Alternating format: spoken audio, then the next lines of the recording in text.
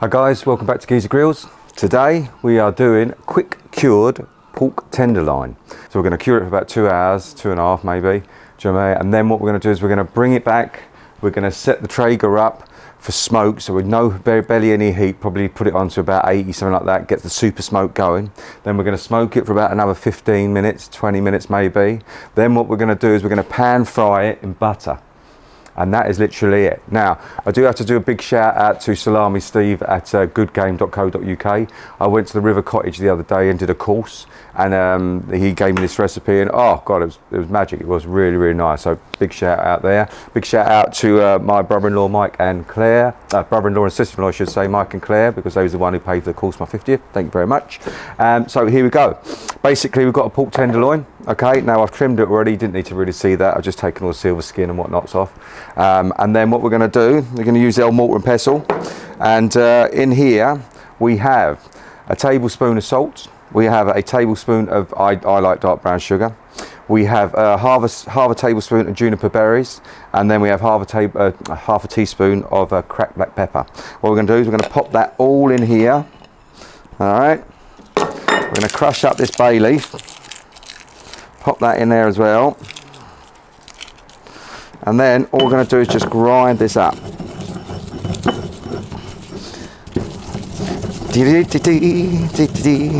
Because all this is going to do is, this is just the cure. We're just going to rub this over this pork tenderloin. We're going to whack it in the fridge, and then we're not going to look at it for another 2.5 hours before the next process starts. But I do promise you, he served this up for me, this Salami Steve fella, and he served this up for me the other day, and I had to go back for seconds. Absolutely beautiful, really, really, really nice, and so easy. I'm a lover of pork tenderloin, I always have been, do you know what I mean, since I found it, and there we go. That is literally it, guys. I throw you should have a little look like that, and then all that we're going to do is we're going to pop this into this container here. Yeah, we're going to take our rub, our cure if you like, and literally put it all over the top. And then turn her over and do the same at the bottom. It is as simple as that, guys, literally. But I tell you, I guarantee you, it is absolutely fucking beautiful. Let's get a nice little bit out of there. And so the beauty of it is, you know, it's just so easy. Just those few ingredients. I mean, it ain't hard work. There we go. All we're going to do is literally just put this in the fridge, no cover on it. Bob's your fanny, fanny's your aunt. Literally, I shall see you guys in a couple of hours. See you soon. Hi guys, well it's been 2.5 hours now, and as you can see, our pork tenderloin has taken on a different colour. We've got some juices in the bottom there, and that's where the salt and that's curing the meat, is drawing all the flavours out. What I'm going to do is I'm going to take this into the kitchen.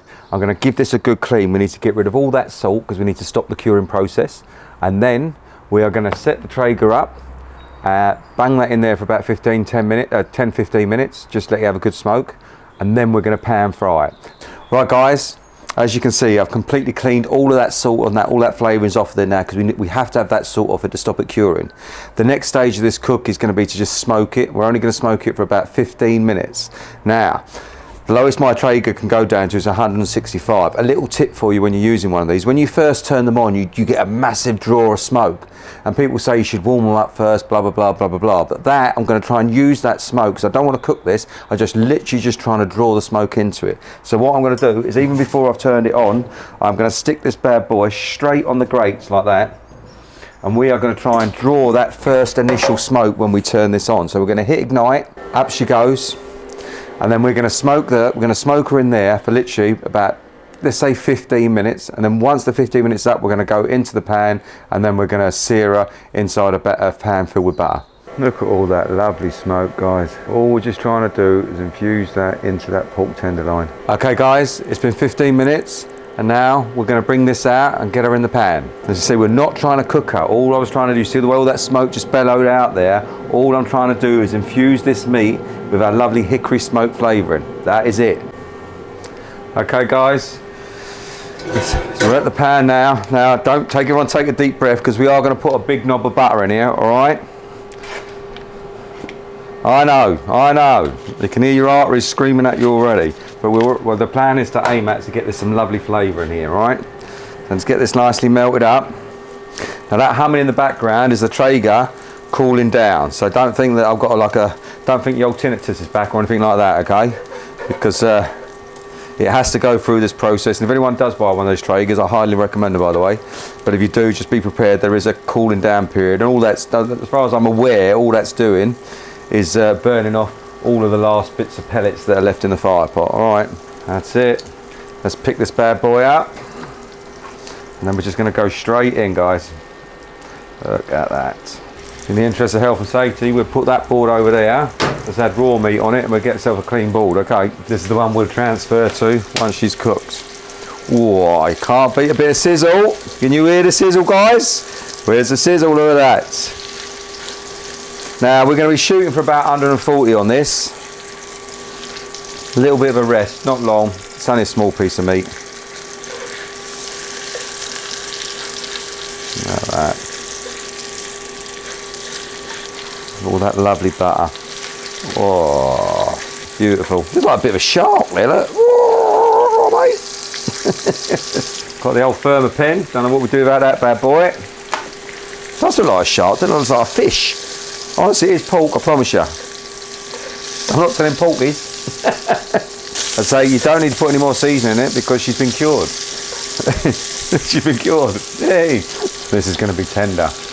Key's in the title. This is a pork tenderloin. You know what I mean? Lovely and moist. Key is to keep her moving. Keep on moving, baby. Keep on moving. Look at the colour on it. Look at the colour on that. Let's take this bad boy off and let her rest. Right, guys, here we are. Okie dokie, she's rested for about 5 or 6 minutes now, and now she's ready to be carved. Okay, what I'm going to do is just going to go straight in the middle first. Let's have a look at that. Oh, look at that, guys. That is absolutely perfect. Look at the juices coming out of there. Let's carve a little piece up from here. Oh, literally like carving a roast joint. Oh, can you see how juicy that is? Going right in there. A little bit of boar juice. Oh, oh my God. Oh, guys, that is beautiful. You can see in here, look, that it just pulls apart. So tender. Getting a lovely taste from this outer ring here. You can actually taste all that salt and pepper and liqueur. It's pulled the flavour out. I guarantee you. You serve that up to anyone, they will not be unhappy. And remember, guys, don't forget to press all the fucking buttons. See you next time.